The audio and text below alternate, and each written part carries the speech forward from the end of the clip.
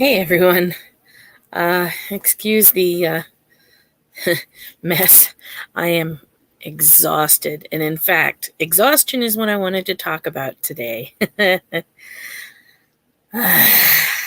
So, I worked the New Hampshire Ren Fair. And at New Hampshire Ren Fair, I'm not a vendor. And although I do spend time with the Brotherhood, I'm not actually a presenter either.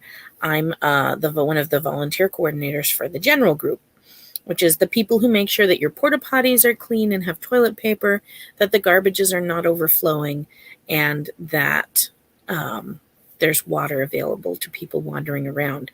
And it doesn't sound like a lot, but it's actually fairly intensive.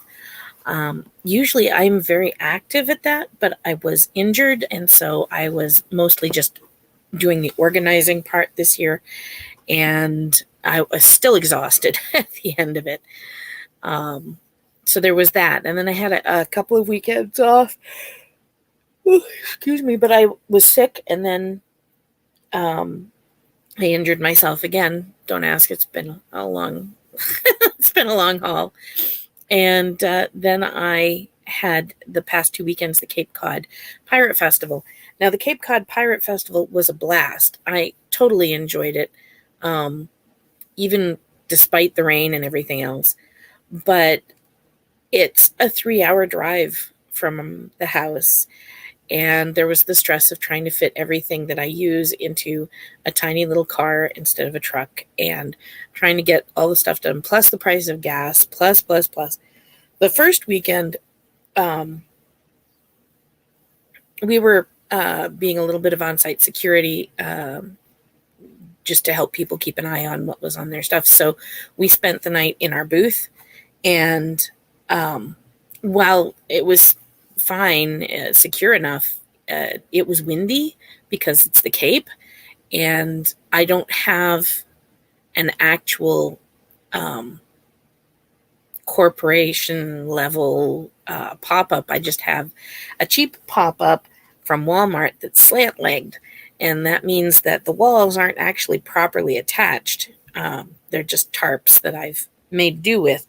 And so they went flappity, flappity, flappity, flappity all night long, which was hard to sleep.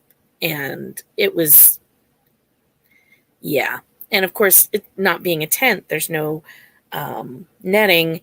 And so there were mosquitoes in there, and it was just a little more than I thought was good. So the next weekend, we did bring our tent, and we set it up for the 2 days, which was much better. I slept better, but still, you're getting to bed late-ish because you're working on getting things set up. Then you're up early because you've got to get everything ready for patrons coming in. And so I was getting about 5-6 hours of sleep a night, which is not enough. I'm one of those people who need 7.5 to 8 hours every single night in order to be functional. And I had 7 hours last night, which was awesome. But before that, it was like Wednesday of last week was the last time I had at least 7 hours. So I'm like running on fumes here. And of course, when you're doing that, your creativity just tanks. I have not been able to put any work into writing. I've barely been getting done the things that I need to get done around the house. I have been running from place to place and doing things. And of course, so Sunday was the last day of the Cape Cod Fair, and we had packed up our sleeping tent and got all of our clothing and stuff packed into the car and ready to go. But of course, you can't take down your booth until the end of fair, because otherwise, people don't get to buy your stuff. And so, excuse me, I couldn't get my pop-up down until after 6 p.m. And so there was taking all of that down. And Alex, who normally helps me, couldn't help because they were doing stuff for the face painter next door. And that was Alex's job. It wasn't to help me. And so I was largely on my own. I just had help with some of the bigger items that I couldn't do by myself. And so I managed to get all that done. We got out of there, but it was 7:30, almost 8 o'clock by the time we got off site. And then we have to drive all the way home from Cape Cod. So we're home at 11, and then we have to shower and then Monday morning, I had to get up early because I had to put food on because I had a wonderful time at the Molten Borough Public Library, and I needed to be there by 4 p.m., and that's 2.5 hours north. So it's been a busy time. I finally got a good night's sleep last night. But as you can see, it wasn't enough. I have more I need. And I'm like sucking back coffee like it's morphine. Go-go juice is a requirement today. In any case, the Pirate Festival was a lot of fun. For those who may not know, this was the second year of the Pirate Festival. And last year, it was the first year, they did it in, of all things, a parking lot, essentially. And this year it was held at a defunct drive-in, which has been turned into a kind of a little public park. It's not a very nice park right now, but it's a good space for an event. And we took over. There were people-powered rides. There were vendors. There was a food truck. And for the second year of a fair, it was really good. We had some amazing performers. I mean, really amazing. We had some wonderful vendors and, of course, me. And we did have a lot of people come through. Not as many as maybe at, New Hampshire Ren and stuff, but I think our count for the first weekend was about 1,000 people, and I think we may have hit 1,500 the second weekend. And this is basically just walk-in traffic, so that was pretty darn good.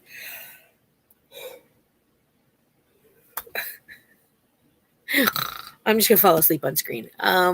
Anyway, so there will be a Cape Cod Pirate Festival next year, and I am hoping very much that I'll be a part of it.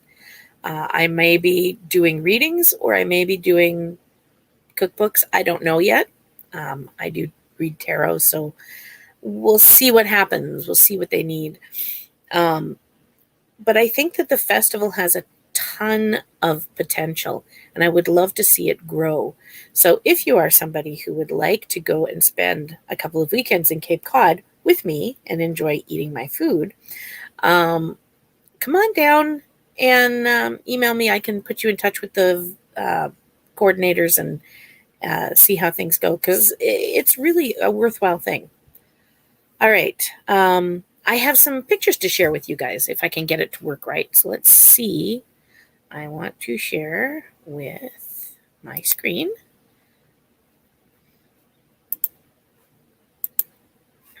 All right. So this was my booth at the fairgrounds. You can see it's a fairly wide field, scrubby grass, and trees around the edges with the patron parking was behind us. But my booth didn't look too half bad. I did not have, of course, a commercial level pop-up at this point because I've only just started doing this. So I used my cheap Walmart slant leg, but I managed to pick up a few things. I don't know if you can see over here, and there's one on this side. They're rock wall hangings, and they actually look really good. I had my chair, I had my tables, and everything was set up quite beautifully. If you have any doubt as to how good a job these silly little rock wall hangings are, if I had managed to get it without a crease, you would never have known that wasn't actually rock. It photographs and looks very realistic, and I had such a fun time with it. It was awesome. This was my display table. I had my spices here for people to look at, the books that I used in my own cooking, a recipe for giveaway, a supply of my knives, and then down here I had my books on display, my book list, and the news article that was in the Keene Sentinel, which I'm kind of proud of. Now, because of fire regulations and various things, I did not want to do an in-ground fire pit. So the second weekend, I picked myself up a fire pad, which is the funny silver thing with the orange edges, and it did a great job. I don't know if you can see right here, there's a little mark. That mark is there because I had a log that burned off and didn't quite stay in the pit because my logs were bigger than the pit. It's a very small one. And it fell out onto the ground. If it had been on the ground, I would have been patting out bits of fire in the grass and stuff. But as it was, all that happened was it smoldered, it left a little scorch mark, and I eventually picked it up with the tongs and stuck it back in the fire pit. And so it was an awesome purchase. I would definitely use this again, although I might consider covering it with sand when I'm at events. But from a safety perspective, wow, this thing was great and didn't have to worry about sparks or anything else. As you can see here, I was making chicken with fruit, and I had 2 chickens in there. This is my medium-sized cast iron, and it cooked very well, considering I had to do it over a fire and not coals. But as you can see, it was very colorful. It was very delicious, too. So I had leeks, carrots, figs, apricots, raisins, dates, and I used cranberries because, of course, we were in Cape Cod. Here's a little video of some of the people.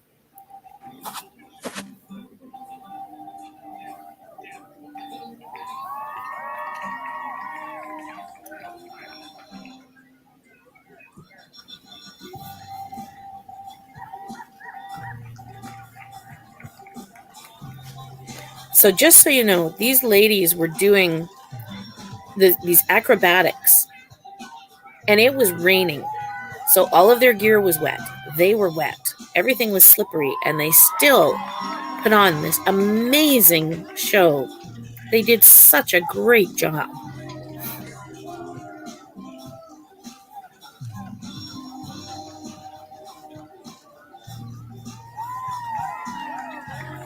Now, they did have to modify their program slightly because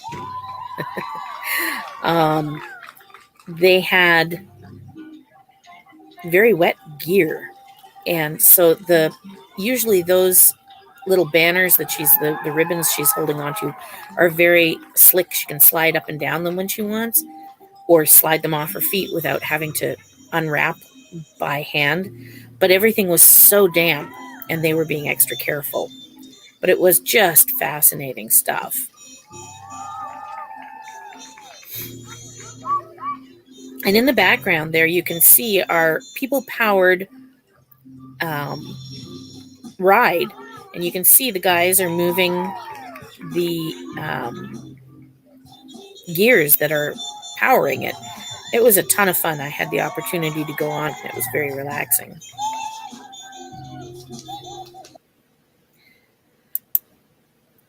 And this is my real fire pit.